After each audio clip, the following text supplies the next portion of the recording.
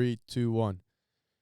Hello, everybody. Welcome back to the Yoki Way podcast. I know it's been a very long time since we've had a podcast. Yeah, it's been but, a while, man.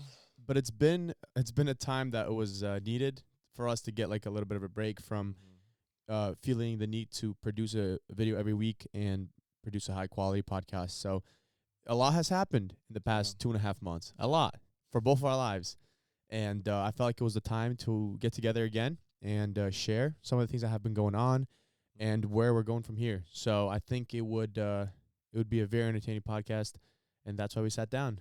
100%. There's so many things that happen, so many experiences, a lot of lessons learned on my part, and just finding myself. There's a lot of things to talk about. I think this could be an easy 3-hour podcast, but yeah, we're gonna try to keep it a little bit under 3 hours, but yeah, for sure. but it's gonna be good. Yeah, we're back on track though. We're planning to post every week again, but for sure. So starting off, Danny, catch us up on where you're at in life, and what has happened in the past 2 months. Kind of briefly share, and then we can get into depth later. Specifics, yeah. Well, the past 2 months, volleyball has started for me, which has been going really good. I'm really feeling the pain, though. It's taken a toll on my body. The gym hasn't been as crazy for me because of volleyball. Volleyball is, taking a lot of my time, effort, and I'm still with Young LA, thank God. You're still with Anaka, of course, which is awesome. But besides that, well, I got a lot closer to God too, which I will get into once we go over that topic. But that's the kind of the main things in my life, volleyball, my faith, and kind of my well-being. I'm trying to find myself a little better right now because I've been going through it, But that's mostly for me. Gotcha. Okay, that's pretty good. And so we're gonna get into depth of all the things you covered. So I'm gonna catch people up on kind of what has happened in the past 2 months of my life. Starting off, about 2.5 months ago, I was getting into my competition that was going to take place on April 1st. So I was prepping for that competition, and I can get into depth with that whole story, but basically, kind of running briefly, it didn't go as well as I needed it to go. And then I had another competition 2 weeks ago so I can qualify for nationals, and I did qualify. So I had 2 competitions which we can talk about in the past 2 months.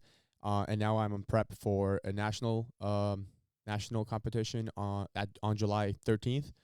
So I'm gonna get into depth with how that's going.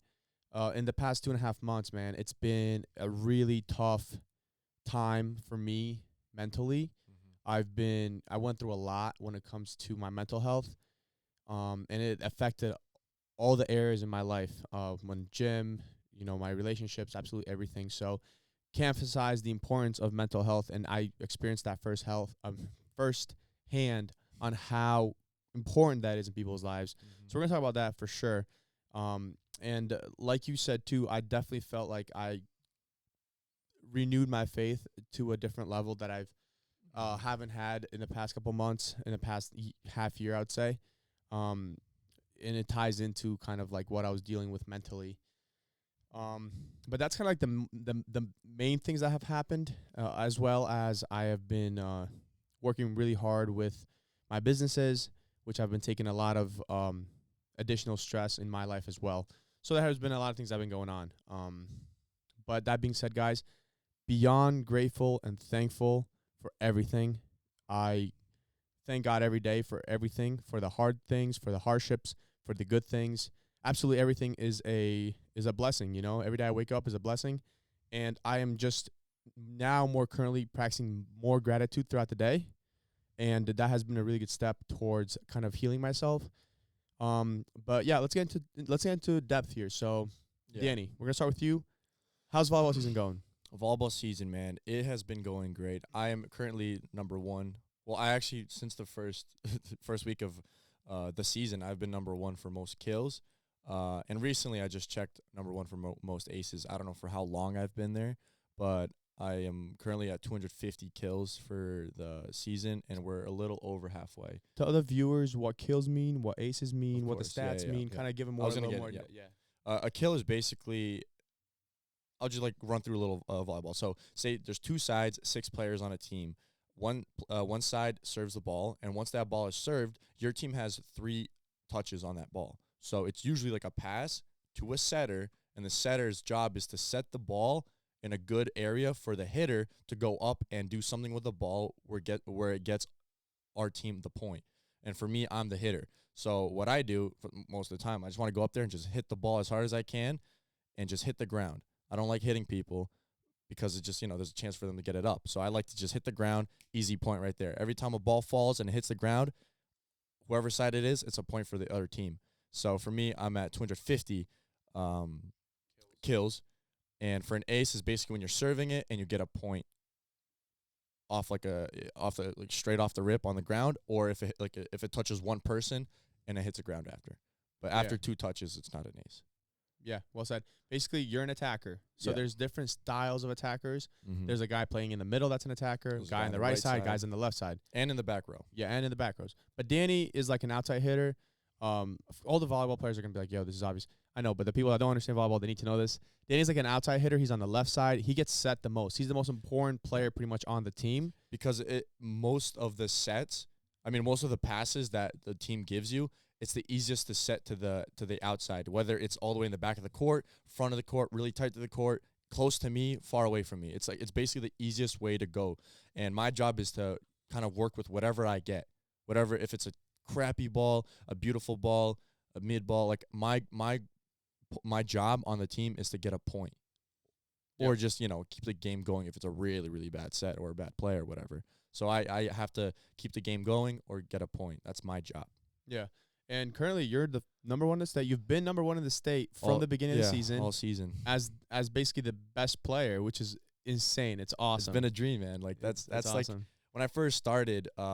Obviously because I saw my brother playing. He was such a great player. He was on the left side. He was on the right side because he was a lefty. I'm a righty. It's a little tougher for the lefties because they don't get set as much because the setter faces me. They face the left side of the court when they're setting. Their right shoulder is to the net. And then for him, he played on the right side if you're looking directly at the net, and they have to back set, which is like incredibly hard to do. Even if you're a really good setter, it's pretty hard to do. It's more difficult to do, and you have less chances to set the opposite because 100%. If the pass isn't perfect, it's a lot tougher. It's such to a get force to set. A good setter will get it there, but most setters in high school are only so good. Danny's blessed to have a really good setter. I'm blessed to have a really good team because we have a lot of sophomores that are just cracked. They're like Slavic, and like they just picked it up so good. They've been playing like with their church, with their friends. They have a lot of friends that are like really phenomenal, and they just picked it up. And then you can have a team where you have a lot of good players, but you just don't play well. But I'm blessed to have a team with good players and that play well most of the time. We have like the offsets and like whatever. We don't play the best at times, but for the most part, I cannot complain at all. Yeah. Like I get, like this is the first season I've ran several different types of attacks. Every other season in my life, like every other year, I've only run huts or 4 balls, which is like a really high set. Hut is a little lower. But now I'm running shoots where basically they just launch the ball at me. We're doing back 2s when I'm hitting right side for 1 rotation. I'm hitting back shoots. I'm hitting like quick back row attacks, man. And it's such a blessing because it makes the game so fun too. Like last year, like I still loved playing the game. I still loved getting points, but it was so repetitive. This year, we're running different types of attack. We're having a little conversation before every play. We're like, oh, what are we doing? What do we want to do? Are we gonna run this? I'm like, dude, this is like amazing. I love that. But I was telling Danny, I'm enjoying watching him play more than I enjoyed playing myself. As much as I love the sport, like I was facing injuries and issues with my shoulder when I was a senior, and my team was not nearly as good. And just like watching Danny play at the level he's playing at is just like, is so cool, And it's cool going to the games and seeing so many people show up and support their team and support. Yeah, and it's crazy. Like we didn't have I've never had that at that level. I've never had that, Yeah. But now we're like seeing guys that graduated like 3-4 years ago, and they have like they do not need to be there, if they didn't want to be, but they choose to go there, and that is so awesome to see them there, like players that didn't even go to Agawam that played volleyball, That's the coolest thing. What was cool to me was I went to a game, and one of one of my fellow classmates and friends. We're not close or anything, but I do know him, and we're friends, but we don't hang out or anything. I just know him. He was at the game with his girlfriend and some of his family or whatever, and I was like, "Yo, what's up? Like, what are you doing here? Like, what? Like, what's up?" And he's like, "What's up?" And I'm like, "Who are you here to support?" He's like, "Your brother." I'm like, "What? That's so dope." To this day, I have no idea who he's talking about. Yeah, but I was like, that's so awesome. I'm so glad to see you here, and I'm so glad for you to be here to support Agawam. Like, it's a cool feeling because Danny is able to bring in like so many more people to come support and watch him due to like his social media and stuff like that. So, and I do want to talk about that. There's been like a few games this year already where there's like kids coming up to me that are younger, and they're like, dude, you're so cool, man. Like you're doing all this, and like in my eyes, I'm still me. I'm like every year I've been me. Like I don't like there's not like all of a sudden I woke up one day and I'm like this guy, I'm still me. So when like these kids are coming up to me and they want to take pictures with me, or like some kid I wrote like I signed his shirt, dude.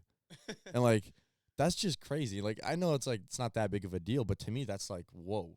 To be fair though, in all of my like 4 years of playing, and even now, I don't think I saw a player at your caliber, at your skill level, and like at your kind of like finesse and aura, like I guess because you're just like a freak, bro. You know what I mean? Like you're Yeah. just jumping insanely high. You're just cool to watch. You're just like a fun player to I watch. appreciate that. Like, there have been other players that have been amazing to watch, even when I was playing or even the years after, but you're a special player for sure, and especially the fact that like you're Yoki, you know what I mean? So like that definitely adds to it. Yeah. So I understand how those players feel. Yeah, I want your autograph too, bro. It's cool because like, dude, like I'm taking pictures and in the background I'm like in the middle of the court, like not really in the middle, but like I'm just out in the open and I'm taking a picture with a bunch of people, and behind the person taking a picture, I just see a bunch of people looking at me, and it's just like.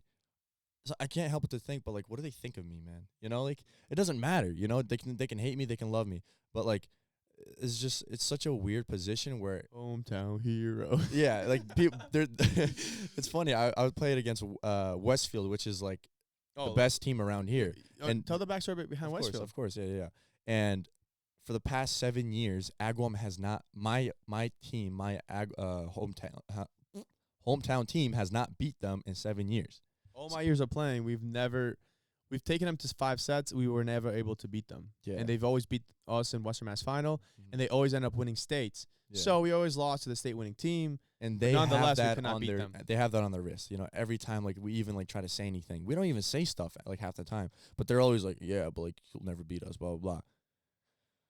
So here's a story. So a month and a half ago, it was a while ago. Third game of the season, fourth game of the season. Yeah, it was like the third game of the season, and we're going there. We're on the bus, and you guys would not guess what kind of music I'm listening to. For a whole like 2 hours, I'm just playing classical music. I'm playing Mozart. I'm playing Chopin. I'm playing Beethoven. I'm playing.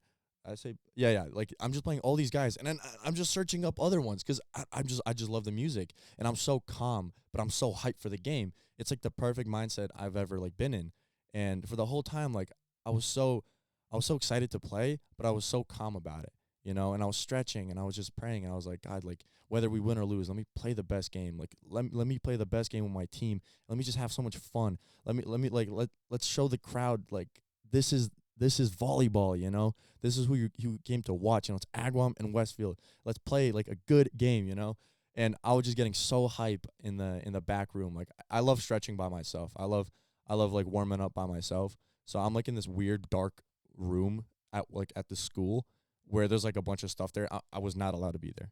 But I'm just there stretching out, rolling out, and the game starts, whatever. There is so much hype. And the first set we kind of got scraped. The first set, you guys just were not playing. Yeah, like you weren't playing the game. You guys were just. We had that kind of fear factor in us because they were a good team. Like their coach is a phenomenal coach. I love that guy, Coach Wingate. But I think after the first set, we realized that they weren't all that. Because even though they did like beat us by a good amount, we realized that like the biggest reason we didn't play well is because of us. They were playing well, but we just weren't playing at our level, And as the second set comes in, we just start getting it. We just start running tempo. We start doing it, you know. Let me add something about that too. Yeah. The first 2 sets, everybody else on the team was not performing anywhere near as good as you. Mm-hmm. Every time you were getting set, you were getting a point. Yeah. Well, it's my job, you know. Yeah, but what I'm saying is like you were performing at a very, very high level. So I'm like, bro, they gotta just keep setting Danny. They gotta keep setting Danny. Like Danny's hot. And the second set for me was tough to watch because it was a point for point game. Basically, you guys were a little down. You guys caught up at the end of the game, and it was 23-24, and they lose because they were out of position. So it was like basically a forfeited point. They ended up taking the set. So I'm like, that's crazy. Cause so like they're up 2 now. Yeah. They just needed one more set to win. And I don't know what got into me and my team, but I'm going to tell you this. I've never been so in the zone. I don't know if like all you sports guys know what in the zone means. I've never been so in the zone before. And I would look at the crowd and I just have this fire in me. Like I'm just looking at everybody with my eyes open, taking it all in, all the screaming, all the hate, all the love. I can't explain the feeling. You were so good at that third set. Like you made no mistakes and you were just getting point after point. You were ripping jump serves, bro. You're serving and he's on they switch sides. So you're on the side where like it's only Westfield supporters on that side. Yeah. And as he's like ripping jump serves, he's hearing hometown hero and all like this just stuff like and like a bunch of banter from the Westfield people and crowd. But man, that like fills me, man. Like the every single time I went to serve, I get like 10 seconds to serve, whatever it is. But I just kept reciting verses in my head from the Bible, and like I was like, God, let me just show you what I can do with the power you give me, like with the help of you, like just let me just do it, you know. And like even when I messed up, I'm like, dude, who cares, man? Like on to the next point. And I was so fired up. But I'll tell you this, like we eventually won the third set, which was super hype for my team. We were so happy. We were like, it was just awesome because we like really fought the second set and then we won the third set. So we're like, dude, we got this. Like there's nothing in our way now. Like it's paved out in front of us. We just have to go do it, you know? And man, I started feeling it. I was sweating. I was burning through all my fat in my body. My bottom of my feet was getting stupid blisters. When you switch sides from the third set to go to the fourth set, your face, bro, I've never seen like the expression you had on that. Like your face was like, I'm ready to kill, bro. It was a predator like instinct look, Mamba mentality, bro. I was like, Danny, you cannot stop this guy right now. There's no way to stop me, man. Like I was like, bro, I was so excited, like it was insane. Yeah, I lost my voice. I'm gonna be honest, I don't remember most of the game. I had to rewatch the game on film because I forgot. Like I don't remember getting kills. I remember the aces because it was like a very like secluded. It's like me. Like the whole game is watching me, you know. It's relying on me when I serve, you know. But besides that, I don't remember playing. But I remember the fourth set. We were grinding, and I kept wanting the sets. They kept giving to me. I kept jumping as high as I can. My feet were burning. I was getting cramps. Towards the end of the fourth set. Long story short, we won the fourth set. So now it's even 2-2. There's one more set. But it's not till 25 like every other set. It's till 15. So it's a shorter set. And halfway through, as soon as whenever a team hits 8 points, we switch sides. But as soon as the 15th set was coming up, we go to our bench and we stay at the same side after the fourth set. So into the fifth, we stay on the same side, and I'm getting the worst cramps in my calf and my feet. I'm shaking. I'm like no exaggeration. I was shaking this hard. And I don't know if you saw me, but I was laying on the floor for like 30 seconds. Because I wasn't trying to move. I was kind of freaking out because one of your managers running, they're like, does anybody have like pickle juice? And I was like, no. And I find a random Gatorade. And I'm like, bro, like throw it, like give this Gatorade. Because I needed like that sodium. I forgot what you need when you're cramping up. Salt. It's salt, sodium. And now my coach brings pickle juice to every game because of that game. But going into 15th set, I was like, maybe I should get a sub.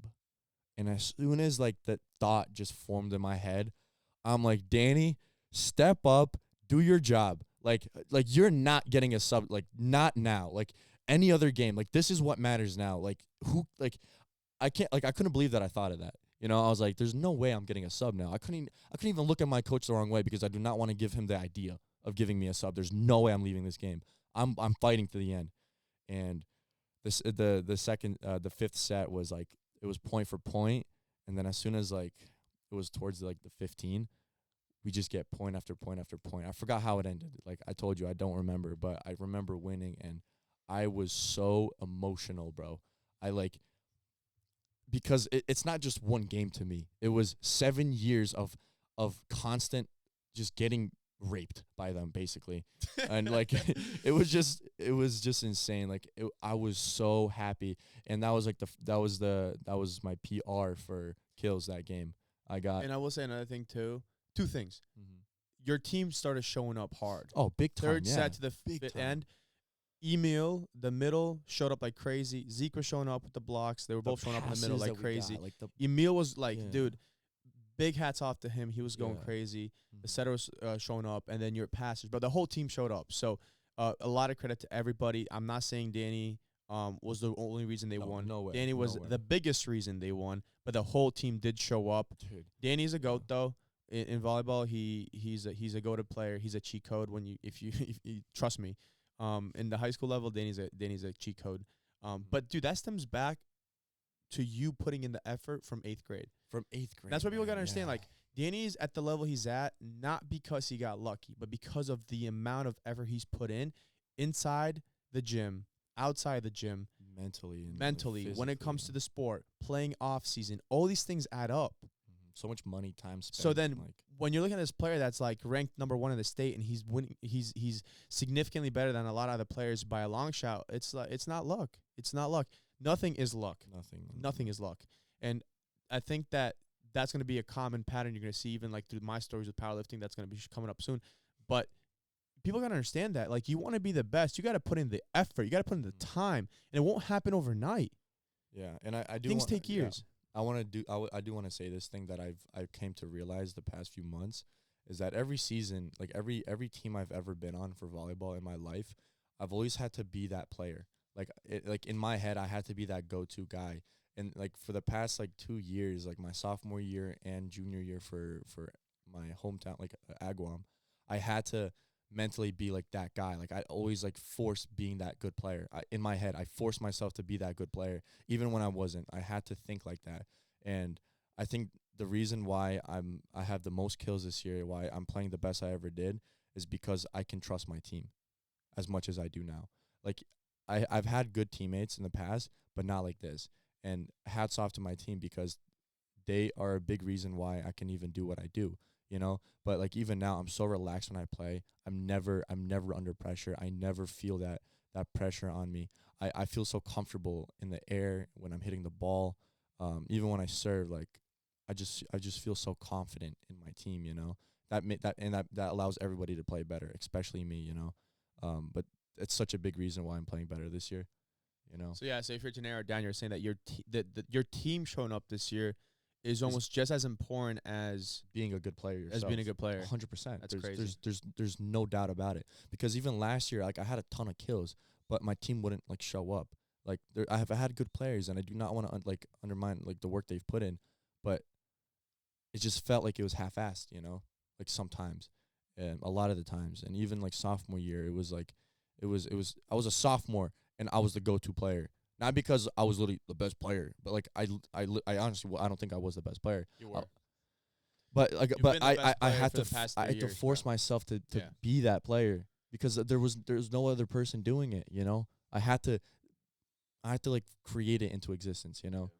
And I don't know, but dude, hats off to you too, man. You've taught me so much, and like not even just in volleyball, like mentally, and like how to think of things. And oh man, it's been crazy. I don't know if you remember this conversation, but I remember vividly when you were, I think, a freshman or in 8th grade. I told you, I was like, dude, you have to be the best. You have to be a GOAT. You have to be a player on a team that people look up to and they say, you know what, Danny got us. Danny got us. And you know what's insane? And that's not a selfish thing to think. No. And that's not a selfish thing to want. That's for anybody out there listening. If you're a part of a team, I don't care what you play. How good you are right now. Or how good you are right now, or how many more years you have left to play, the level of play you're at, if you're in high school, if you're in college, you have to have the mentality of saying, listen, I want to be the player on a team where everybody can look at me and say, he's the GOAT on our team. Like, he can take care of us.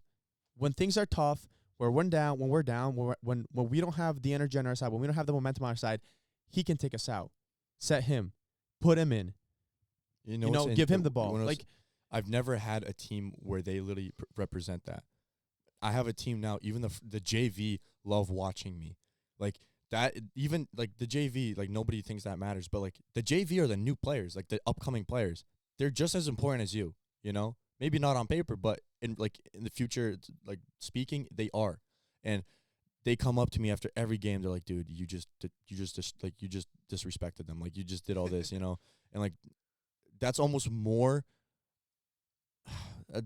just as important as playing good, in my opinion. Like winning the game. That is the aspiration you offer others. Yeah, it feels so fulfilling. Even right? Kids on my own, like on my team, like, you know, they're like, dude, like, I have, like, no doubt that every time you go up, you do something. And I'm like, in my eyes, I obviously don't think so, because I always remember the bad things I do, like the mistakes and, like, the things I could have done better. Even if I had, like, a phenomenal game, I'm always like, I could have done this. Oh, like, you know what's interesting, man? When I was a junior, I was a very phenomenal player. I think, as, like, in my position, I was, I ended up big time. I ended up winning regional player of the year.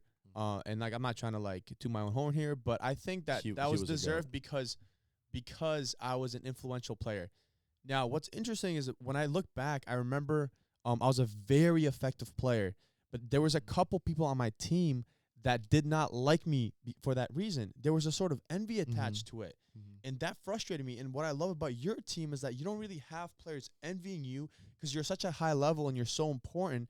But I look back why and I I'm think confused so? why to me I had players with envy versus to you where you have players with respect. You know why? Because even the kids my age, or the sophomores or the juniors, we all treat each other like brothers. Like, we joke about the same things. We make fun of all of us equally. There's nobody left out, you know? Everybody gets made fun of. Everybody makes fun of the other person. And, like as, like, a brotherhood, you know? That's what you need when you grow up. You can't just have, like, a lovey-dovey relationship with everybody in life, because then you'll just become, like, an arrogant, thinking you're always right, everything is okay. No, it's not. Like, there's, like, my team has called me out on so many things, you know? And, like, as much as annoying in the moment, you're like, like, F you, bro, like, whatever. But it's like, no, like, half the time, like, you have to kind of take that in, you know? And even if they are joking, sometimes the most truth is behind a joke, you know? But, like, even at pasta parties, like, we tell stories, and we joke about each other's girls. We make fun of each other, and that is so important, man. Like, because everybody's equal, man. Like, everybody's just as important. And I preach that to my team. Like, I don't care if you're on the bench riding the whole season or you're 24/7 on the court. It doesn't matter. You're just as, like, important, you know? But I just love preaching that to my team, you know? Because I think that's really important. Yeah, and I think from a team perspective, you need to have self-awareness as a player. You have to understand that, look, I'm not the best player, or maybe I don't deserve to be in a starting lineup, but I'm going to do whatever it takes to get there, number one. Number two, I'm going to be the best player possible. I'm going to get a go. I'm going to be a GOAT eventually. Number three, I'm going to respect my other players. I'm going to treat them as my family. You need to have that mentality. And truthfully, it's very hard for that to be the case in every single team and stuff. And it's definitely a blessing to have a team that is that way. Especially if you're targeted a lot by everybody. And I do understand that, because I know a lot of people that do get targeted. And I obviously can't, like, fix everything. But, like, I try to, like, involve everybody for the most part. It's just hard to at times. And me being a captain for the last, like, 2 years, I've realized a lot. And I've seen a lot. And, like, you can just tell. And I try my best, but it's really hard at times, you know. Do you see yourself playing volleyball after high school? Not for college, no. I'd love to, like, get, like, pick up and stuff, but it destroys my body. Like, I'm in so much pain every single day. Like, I limp a lot, and, like, I force myself not to limp, but when I don't, like, I have such bad lower back pain I can't even, like, explain to you. My shins are on fire every single day. I get, like, sharp pains throughout my body randomly. I have no idea why. I stretch a lot. I eat. I drink water. I stopped taking creatine. Like it's just like it's so hard on your so body. for dude. people out there that want to understand why he feels that way, he's about 190 pounds, and he has a 47-inch vertical.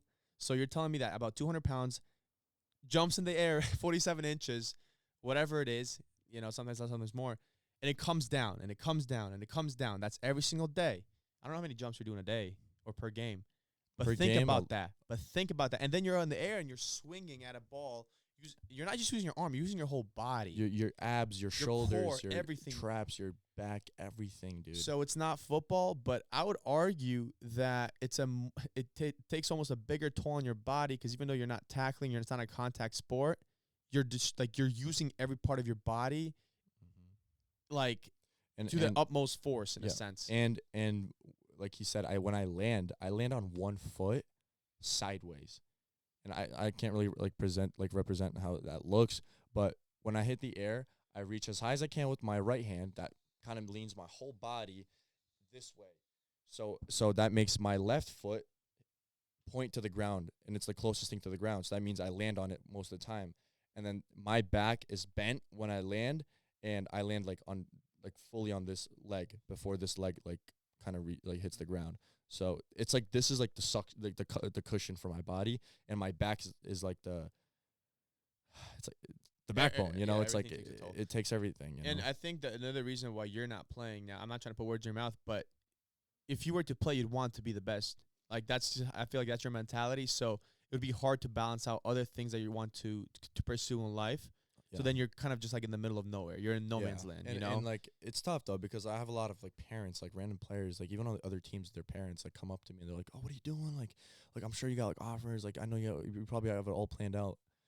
I'm like, man, you don't even know how half of it, bro. Like I don't even know. Like obviously I have like my goals and my plans, and like I know what I want to do, but man, volleyball, I love volleyball like to death, but it's just it hurts so bad. And I think if it was a sport that had a ton of money potential, would be another thing. It's not like it's not like you're playing basketball and you have the chances of going to Making the NBA. Millions, It's not like you're playing football and you have the chances of going to the NFL. However, it is pretty cool to play like an overseas team, like in Europe, but Italy. But you're not doing it for the money. You're doing it for. I mean, top of the top players are making decent money in the sport internationally, but you're making 80 to like. Let's be realistic, bro. Like the top of the top players, they're 6'7". They're not 6'2".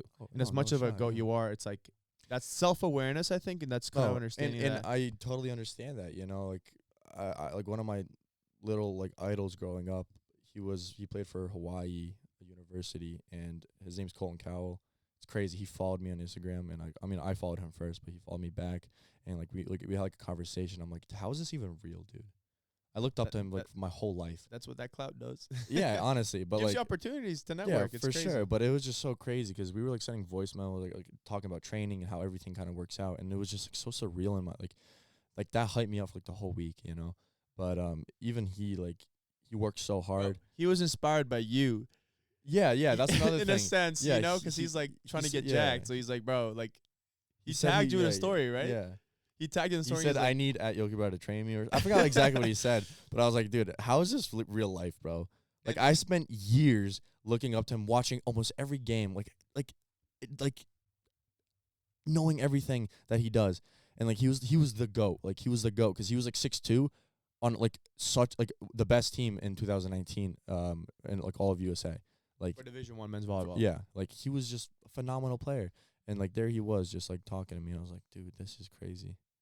It was phenomenal. But that's awesome, man. Yeah. Really excited to see the rest of the season. We got Westfield again, in a week? Yeah. Not this week, but the week after. Mm-hmm. Really hope our your current team shows up. stats are we won 11 games.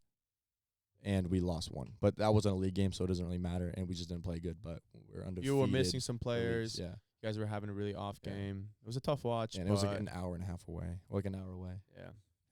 But really excited for the rest of the season, bro. Mm-hmm. I hope you continue to instill that Mamba mentality for the rest of your teammates. For the rest of my life and for the rest of my teammates' lives. So it's important, But I think we should get into your powerlifting experience and what you got coming up and how it's been going. So let's go way back. I competed for the first time on October 31st, and that was my first competition. So I started training for that last year in the summer. It was really good. I ended up benching 315, squatting 556, and deadlifting 650. So going to that meet, I didn't fail any lifts. I made insane personal records. Got way stronger. It was a good experience. It was surreal to me too. You just got so strong, like in like a 3-month period. Yeah, it was crazy. It was insane. Like going into that, my highest squat was a 400. It was a 505-pound squat, which wasn't. I don't know if that was even competition squat. I would say it was, but like basically a 50-pound jump on my squat. The most I deadlifted with a stiff bar was around 600, so I put a 50-pound PR on that. And for bench, like I put a 15-pound or like 15-pound jump on that as well. What are your current maxes right now? I'll kind of get into it. I'll get into it. Okay. But yeah, so then going from that, I switched the gyms to Lightning Fitness, so I got a different coach, and my whole, I guess, plan was to compete again for a different federation called USPA, where we use a deadlift bar because I like deadlifting with a deadlift bar, and my whole, I guess, plan was to qualify for nationals and my next competition, of course, get insane numbers, put myself at the right path, and then compete at a national event and do really well and potentially win it, because then you're a national champion, which is pretty cool. 100%. So cool, I got I got a different coach, and he's like, yo, let's do this competition in Rhode Island. It's fairly close. And I'm like, hey, great. I thought that we were kind of clear that I wanted to compete in a tested event because that's the only way you can qualify for nationals. So I signed up for it, and then about a month and a half out from the event, I realized it wasn't tested. So that's the first thing that really threw me off, because I'm like, dude, I've been working so hard, and then now we're going to compete at this event, and it won't even qualify me for nationals, And I originally thought that I was going to compete at this event and potentially not even do nationals this year, but then just get some insane numbers and then transition into bodybuilding because I want to compete on stage for Alpha Land later in the year. So as I'm training, I lost a little bit of that drive that I had, or reason that I had to train so hard.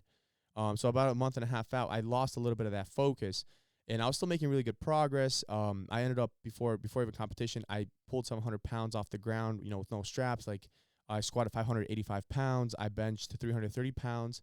And I was feeling pretty good. I was like, all right, whatever, I'll still have fun. But I kind of had a careless mentality going into that meet. I was like, like whatever. I thought I'd still do good. It's the one we all went to, right? Yeah, and I was definitely going into it confidently. But I will say it wasn't perfect. It wasn't a perfect prep, especially with some traveling that I did before it. I wasn't hitting my workouts as good as I could have. Even the weekend before my competition, I got fortunate enough to get called out to Houston by Anaka for a photo shoot. So I was like, yeah, I'm down, So when I went to Houston, because of so that was a whole experience in itself, but I couldn't train as well. We ended up going out with the company twice, and we were we were celebrating a little, we weren't getting the best rest.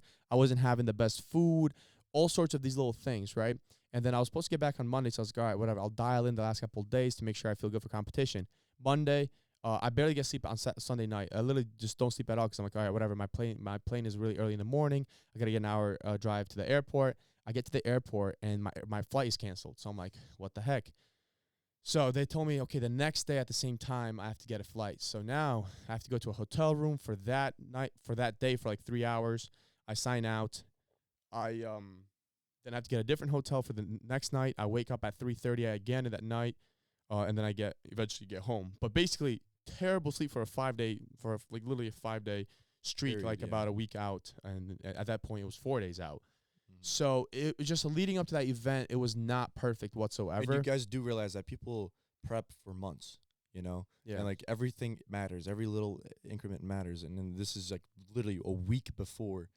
At this point it was like 4 days before. 4 it was days just before like the thing. So yeah, and that then into perspective. Yeah. Yeah. So I get back, and I'm just tired.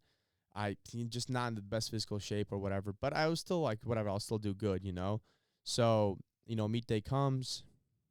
And my goal is to hit like a high 500s into a 600 squat. So, the most I've done in the gym was 585, but I was like, whatever, I feel like I can break that number today. So I'm warming up, and the first squat is a 535 opener. I smoke it, and my coach jumps to 572, which I've done several times before. So I'm like, all right, whatever, I can do it again. It is a big jump though. And I go, and a lot of things were like the whole vibe and energy of that gym was a little bit off. A lot of people were just failing their lifts before me. I kind of got into my own head a little bit, but I was like, oh, whatever, I'll get this. So I go there, I get down, and I miss groove kind of the way I get down. So then I like fail that lift. I couldn't get up, and I'm like, oh, crap, I do want to say one thing, that when he is waiting, there's a huge line in front of him. So he's waiting such a long time before he does his lift. That itself pissed me off too. Like, and there's like a girls that do it at the same time. So there's different weight classes and like different weight classes, different ages, but it's also like everybody goes out. They call them flights. So there's 3 flights before me. I'm flight D. Yeah. So I'm literally waiting for 2.5 hours to do my first squat. Like, competition day is a lot of time. Yeah, competition day is completely different game than going to the gym and trying to hit a PR. Mastering mastering your prep, mastering your comp day is it's a skill. It's not necessarily just like practice. It's like you have to get skill. You have to get good at it. But yeah, anyways, I go, I fail it, and then I go for the 3rd time and I failed it again. So I'm like, humbled. I'm humbled. I'm like, dude, like I felt like crap, not gonna lie, like, you know, because like even my last comp in October I did 556, and at this point you fail 572, that's it. You have to stick to 535. That's your squat for the day. So I'm like, oh man. And then leading up to this, I knew my bench wasn't there, or as good as it could have been. I knew I wasn't gonna have a hard time going over 315, and my opener was 314. So I'm thinking, I'm like, dude, I hope I can hit this, or else I'm kind of disqualified for the competition.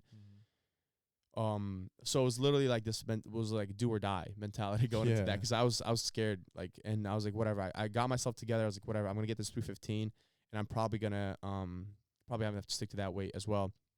I go out there. I get 315 up. It was a little slow, but I got it. They gave me the lights, and I was like, okay. I was like, coach, like, let's just go up like 5 pounds. Like, I don't know if I can hit this next one. So we go to 320, and I failed this. I was like, all right, I'm not even going to attempt it again. Just let's save myself for deadlifts. And then I remember this couple hours. It was definitely a time of kind of humbling yourself and refinding kind of focus and reason, and realizing, like, dude, you already paid money. You're already here. Let's have fun. Let's push ourselves, and let's do something great, you know? And it's crazy how much your mentality and your mental state affects what you're going to physically be able to do. Because as soon as I put that together, going into deadlifts, I was like, dude, I'm going to do something great. So I'm warming up. I'm feeling good. The first opener was a 665 deadlift. Smoked it. We jumped so to easy. Yeah, we smoked to 690. We go to 695, smoked it. And then I was like, Mike, what's the state record? So I looked, and it was 715. So I was like, let's try to break the state record. So we go up, and we're like, we're going to try 722. 722 and a half. And I go up there, and I smoked it. It was so hyped, it was crazy, dude. and honestly, at this point, the gym energy changed. Everybody was because the announcer up. announced that it was a state record, like if you got this state record. So everybody was like, "Whoa," you know, like that's actually kind of crazy. And I needed that. Like, I needed to get that confidence, and I definitely did. And it was cool. And you know, I ended up winning my weight class, the strongest junior overall, all that good stuff. But yeah, he got like what, 2 or 3 medals? I got like, yeah, 2, I don't know what it was, but it was still a good event, and but it was a learning. It was definitely an event where I learned like how to humble myself, kind of refined new purpose, new reason. And I told Mike, I was like, dude, let's find a different competition 2 weeks out from now. I tested one. I want to compete again. I want to qualify for nationals, and I want to actually get like things right. So we had a 2-week. I got back, and we find a new competition. And I literally competed 2 weeks ago. But at that competition, we had to drive 6 hours to Pennsylvania. Barely made the weigh-ins. I weighed in the next day. Squat. We started out really low, like 470, then 530, then 562, just to chip my last PR. And my goal was to literally go into that next competition and to get all my lifts, not to fail any. So got all my squats, and then I told him, I was like, dude, my bench is not feeling good. So started with like a 290, then I went to I was like 285 opener, then 290 3, and then 303. So I did all my benches. It wasn't that great, but my goal is to get all 3 lifts. And the same thing, I was like, Mike, I'm feeling good with my deadlift. I'm feeling really good. Let's do something crazy here. So he tells me, he's like, dude, it's not a kabuki bar. It's a Texas deadlift bar. So they're both deadlift bars, but the kabuki is a little bit longer and it has a little more slack. Therefore, it's a little bit easier to use, but it's almost minimalistic. But seeing that, it kind of got to me. I'm like, whoa, okay. We could do something crazy. No. But I knew it was gonna be a little more difficult. So I'm like, whoa, hold up, like this is a stump in the road. Oh, yeah. Yeah. So then I'm like, okay, and because our whole point was to get our 3 lifts. My opener was a little light. It was only like 645 or something, or 635 or 640. So then I'm thinking to myself, like, bro, if I want to break my own record, the next 2 jumps have to be massive. Yeah. So I'm like, I have to do good, but I think I was like, man, like this is gonna be, I don't know what to expect basically. But I got there, and when I say I smoked my it was a 622. When I say I smoked my 622, like I literally just ripped it off the ground, and then I'm like, okay, whatever. Next jump was 690. So it's a 70-pound jump. I go out there and I ripped it. When I say I ripped it, bro, I never pulled 690 that fast in my life. It was just like, voom. And then we go to the table. Mike's like pointing at 756. And I'm like, the jumps, bro. It's like that's 70-pound jump again. Jumps, and I knew I could do it. I knew I could do it because the week before, like 3 days before, I pulled 800 pounds off 2-inch blocks. And like I felt really confident. But I was like, I saw 738, and I was like, Mike, let's do 738. I'm gonna break my own PR. It's a huge number. It's gonna be a really good confidence boost for me, and it's gonna set us up for nationals. So we're like, all right, we'll do 738.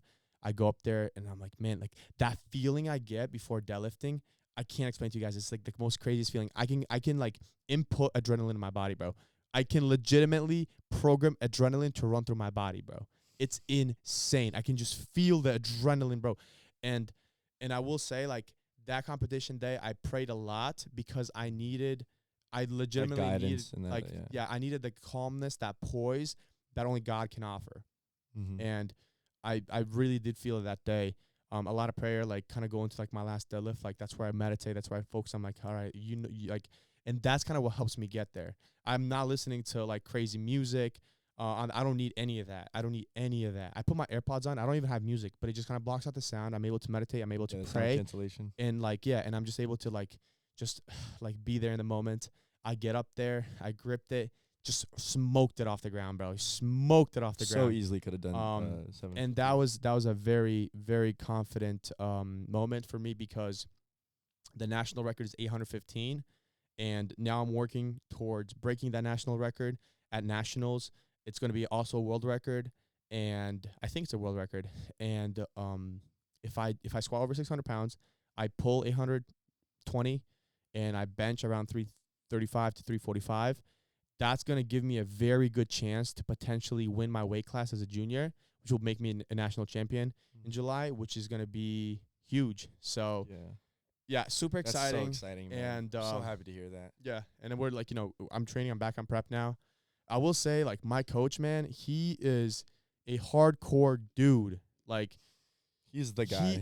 He's such he's a very difficult coach. Like, in a sense, like, his program is not easy.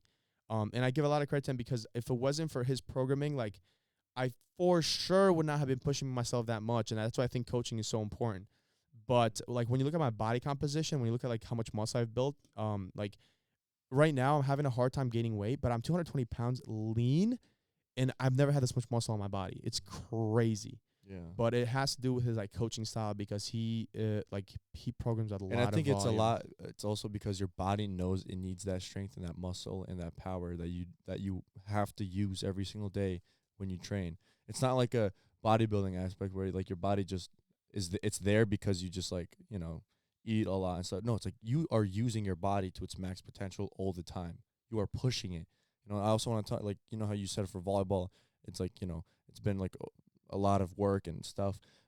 People have to realize that for you, it's everyday thing. Yeah. It's like every single day you are putting that. I'm at the gym for 3+ hours. Yeah. Today you were there for like 4 hours, dude. You were there for a long time today. I mean, I have to. Like, that's the only way I can complete and it's insane. Like you guys don't like. I hope you guys understand that. Like, even like for me, it's like, bro, like that's like insane. Like I can't, like, to me that's insane. Yeah. It's phenomenal. And what's funny is, dude. I appreciate that, bro. And it was funny because they ended up testing me. They ended up drug testing me and a couple other guys because it was a tested event. Yeah. And they randomly drug test 10% of the guys there, so about like 15 people drug testing. They're like, it's a random drug test, but it's like all the top guys. Yeah, all the people that place really high end up getting drug tests. I'm like, very random of you guys. Very 10% random of you guys. So yeah, it was pretty cool. I got tested. So yeah, everybody out there like questioning my natty status, like, you think I'm like dumb to spend hundreds of dollars to go to these competitions, and then know that I'm probably gonna end up getting tested.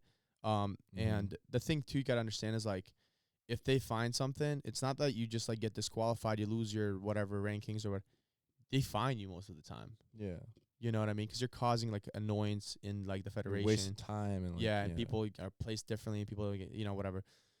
So, man, yeah, it was a crazy experience. I am locked in. And what's another thing I wanted to mention is even before this competition, like, it's just so hard for me to gain weight, man. Like I lost, like, I don't have the same appetite that I usually do, and I don't know what it is. I think it's all the additional stress because I have so much extra stress besides just like from social media, from business, from like my house washing business that I have. I'm not even gonna get into detail with that one in this podcast, but like the amount of stress that I have because of finances and a bunch of other stuff, like I think that's a huge reason why my appetite is kind of trash. So I when I go eat, it's always kind of like I need to eat because I need to I need the results. It's never like I need to eat because I necessarily enjoy eating almost, which is messed up. But it's not though, because that's the cost. Like that's part of the equation. If you ate enough to like just feel good, it's a whole different story, dude. Yeah. I don't need a lot of food to feel good. Yeah, like to feel good, I can eat half the food I eat throughout the day. Dude, I would lose some weight, but I would feel good. That's a sacrifice, man. That's a part of the equation. Like, do you want to be the best? Do you want to be the greatest? Like that's what it takes. And that's another thing. Like my brother's saying when I was younger, like 8th or 9th grade, like when he was telling me you have to be the guy, you have to be the GOAT, you have to be the dude. It's not just, he's not saying that as a hypocrite. He's like, he doesn't really talk about it much, but I could just see it, He's not satisfied. Like he's content with where he is. He's happy where he is, but he's like, hopefully I'm saying it right. But like, how much work you have left to put in. Yeah. Like, 100%. How much more you can do. And like, that's such a beautiful seeing that in someone that you're close to and that you look up to, because that kind of like, it shines light on what you need to do in my life, like personally, because even in volleyball, it's like, well, yeah, I play pretty good right now. Like I have decent stats, but like I see my brother grinding when life is just beating him, like with random things. And then he's still going out there and just working his ass off, not stopping. I'm like, dude, how dare I stay here and even complain? Like, how dare I? Like, that's just insane to me, And like, that's another thing. Like, it's so hard. I lost a lot of relationships like recently, and like even over the last year. We've talked about that many times. But even now, like, I'm very distant from a lot of people. Stopped talking to a lot of people. I don't just like have flings anymore. I'm just so like stressed as you were talking about, and there's so much stuff going on. But it's like I catch up with these guys, and it's such a different story, being around like you and your trainer and the guys that are like doing the same thing as you are, and like seeing how hard you guys work is just, it's so motivating, bro.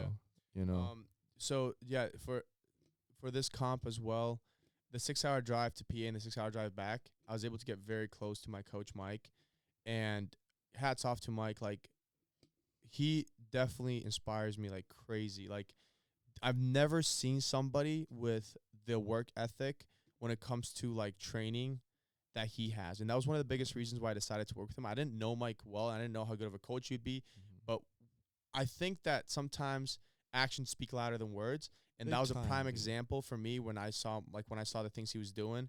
And I'll throw his plug here on Instagram. You guys can check him out. Mike I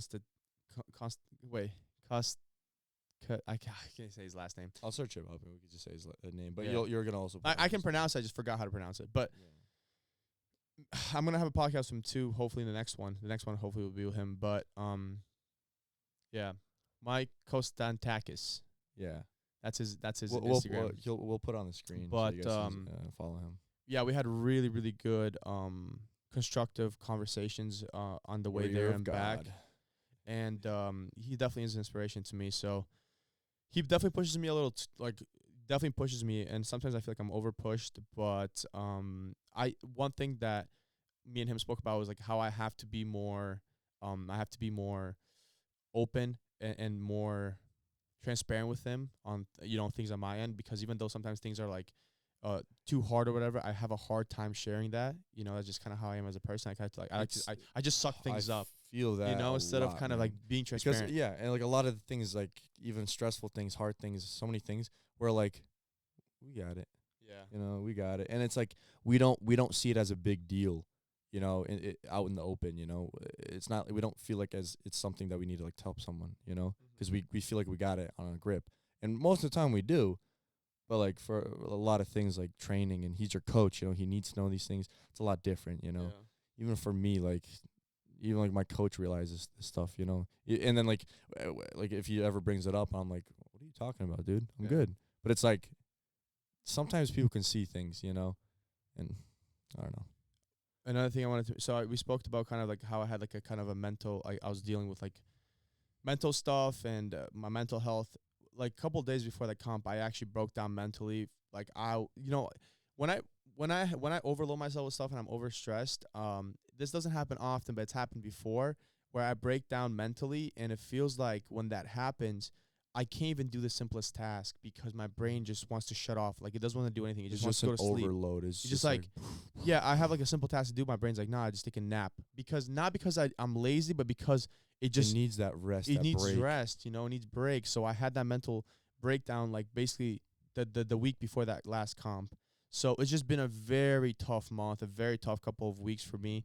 And what tied into kind of like that mental breakdown for me was social media, because I think in one of the last podcasts we spoke about kind of like finding yourself, finding your confidence, kind of being who you really are. And as I continue to be in this game, as I continue to post online, that's definitely something that I continue to want to like get better at, because I don't want to just post stuff that goes viral. I want to really show who I really am. I mean, I'll give you a prime example. Like 3 days ago, I posted a video on how Jesus is my savior, and when I put my faith in Jesus, that's when my life changed, and I had a couple paragraphs where I spoke about it, and that video did pretty well. But what was interesting is that day I lost. On Instagram, when you're at a level, you're always gonna have people following you, or have people unfollow you. Doesn't matter at what point it is. If you're going 1,000 followers a day, if you're going 50 followers a day, but you're always gonna have people unfollow you. So I in the past couple of months, in the past year, I've always had a positive follower to unfollow ratio. Mm-hmm. But when I posted that day, it was the first day in the whole entire year. Well, this account's not even a year old, but it's the first time since I opened this account where I had a negative follow to unfollow ratio, and I lost 400 net followers that day, which is interesting, Like, you share your faith, you share what you actually care about, or you share what you truthfully believe in. And if you say that you're a Christian, some people don't like that, which is insane. But to me, I don't care. I was happy in a sense, because, it's almost clearing out the bad. Yeah, and because I've always kind of like put I shared about my faith here and there, but like this was the first video I'm like, Jesus Christ is my savior. Like, I put my faith in Jesus. It was the first time I really did that, and it was crazy to see a net unfollow 400 people. Yeah. That's really what it was. I wasn't condemning anybody. It was just really just that. And it's crazy to see how people react. But in a sense, it filtered out people that wouldn't have cared about me anyways, So, and that's just one of it, I think another thing that I think about too is like, when I post my physique, I get a lot of traction. But when I want to share other parts of my life, people can care less. So when I tell people that want to grow on social media, like, hey, like, what do you recommend? What should we do? Like, I tell them, like, look, what the person you want to be when you have 1 million followers is the person you want to be when you have 0. Don't change that. Don't fold. Don't mold. Don't get lost in the sauce to get to that 1 million followers, because you truthfully want to be yourself at the whole entire process. And I think I've done a pretty good job of being myself. But what I realized is, like, if you're building an audience based on the way you look, as soon as your looks go out the window, or you stop sharing the way you look, then people are gonna start losing interest in you. And I don't want to be a slave for that. So.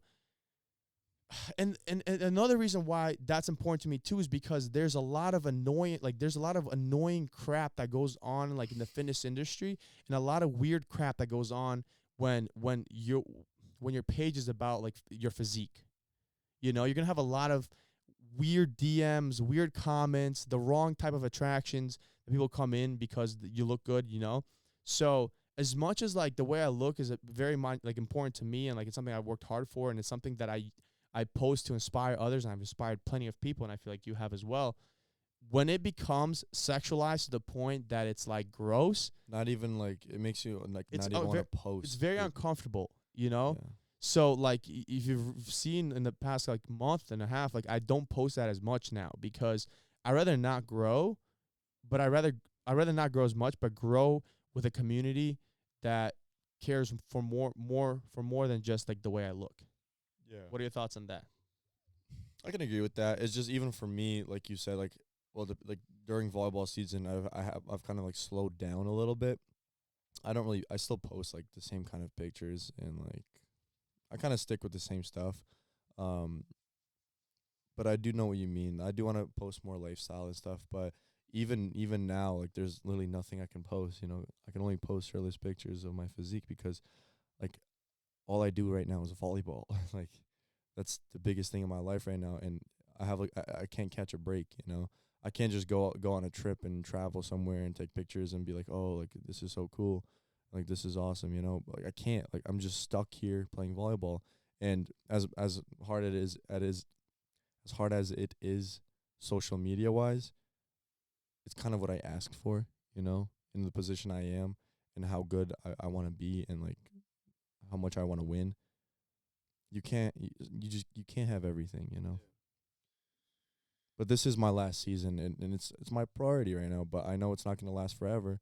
So I'm giving it all I got because I know it's the last time I can. Yeah. It's a little sad, but it's also like it's a beautiful thing. Absolutely.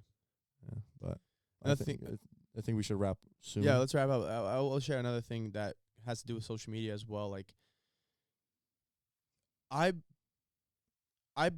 believe that I want to no, I want to share a certain message with people, but I want to be consistent with my message.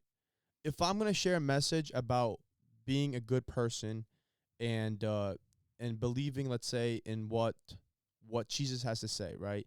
And living a godly life. Let's say that that's my message.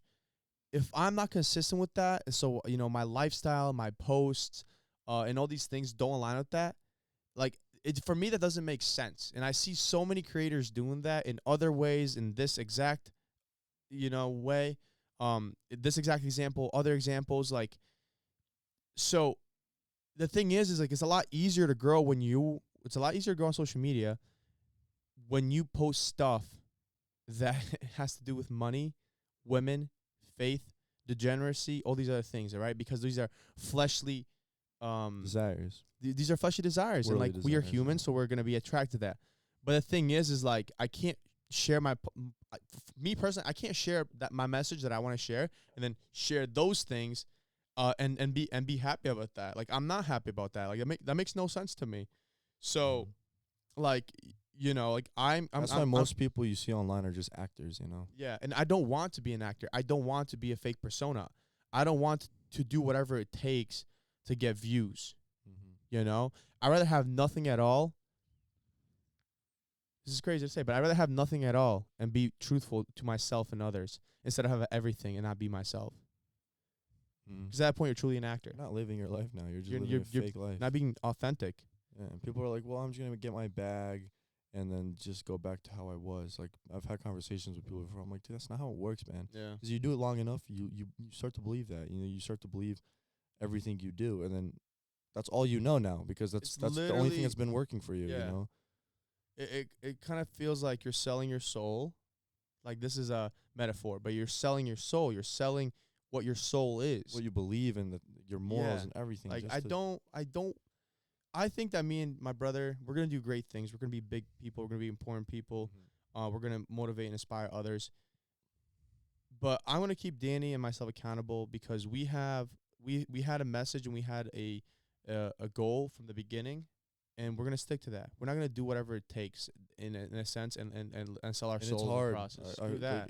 It's hard enough, even if you like do go that path and like, you know, live that lifestyle, but even like I can't, it's so hard this way too, you know, like trying to live up to like who you really are and be truthful, because like he said, you might not get those quick followers and you may not blow up as fast, but it's like a sigh of relief almost, because you can go to bed knowing who you really are.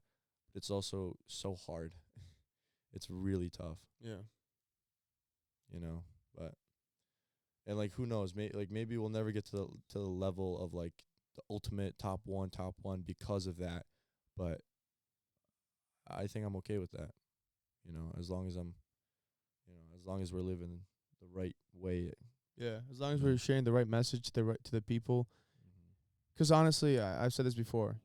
If I can help 5 people, if I can help 5 people in a good way, that's more important for me than a dollar sign or other things as well. So 100%. Man, that's a different conversation for sure. But we're gonna close up here, Danny. Yeah, so I'm getting a little tired. Yeah, closing thoughts, bro, and then I'll share my closing thoughts, kind of like wrap it up, and then we'll close it up. Yeah, I think I just need to push. I gotta keep working, man. Like, I can't let myself catch a break right now. I can't slow down. I have the momentum going for me. Volleyball, social media, I just cannot slow down now, no matter how hard it is. And I do want to talk about like faith and like that the next episode, but closing thoughts is I'm learning a lot right now, and this is what I asked for, not how I expected it, and it is tough, but I know it's for the better. So I like that, bro. Yeah, my closing thoughts, guys. Look, there's a ton going on in my life and Danny's life. We're going to continue to do our best, continue to be authentic and truthful to you guys, continue to spread the good message, continue to live to our true selves. And I highly recommend that every one of you guys does that in their respective life as well, because that's what's going to truly bring fulfillment in your life. 100%. And that being said, guys, it's gonna be it's been an amazing year. It's gonna continue to be an amazing year. A lot of things are gonna continue to happen, guys. So stay tuned. We'll thank our sponsors, Inaka and Young LA, Code VEN for Inaka, Code Yoki for Young LA. If you guys get anything, that helps us a lot tremendously. With Vision, if you guys use Code Yoki or VEN for any supplements, that helps us out a lot as well. And of course, continue to show love on the social medias. We can't thank all of you enough, man. We want to thank all you guys. Truthfully, this journey so far has brought a lot of amazing people into our lives. And if this all goes down one day and there's nothing left of this, but the friendships we've built, it was already worth it. But I know we already inspired hundreds of people, and we're going to continue to do so. Continue to thank God for everything He's given us, and continues to give to give. So, guys, thank you very much. Thank you. We love you very much, and we'll see you guys in the next podcast. Yoki Way out. God bless.